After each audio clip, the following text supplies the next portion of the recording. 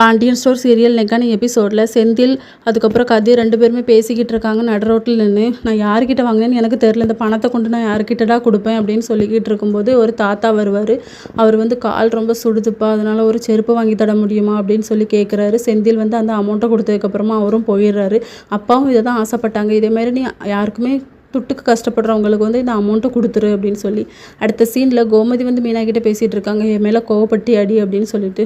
கோவம் இல்லத்த, மாமாவுக்கு தெரிஞ்சது நல்லது தான், இருந்தாலும் கொஞ்சம் வருத்தமாக இருந்துச்சு. நான் உங்களை யாருக்கிட்டையும் சொல்லக்கூடாதுன்னு தானே சொன்னேன், நீங்கள் எதுக்கு சொன்னீங்க அப்படின்னு சொல்லி கேட்டால், ராஜியோட விஷயம் தெரிஞ்சு அவர் ரொம்ப கோவப்பட்டார், அதுலேருந்து எந்த விஷயமே அவர்கிட்ட மறைக்கக்கூடாதுன்னு சொல்லி தாண்டி இப்படி பண்ணேன் அப்படின்னு சொல்லி.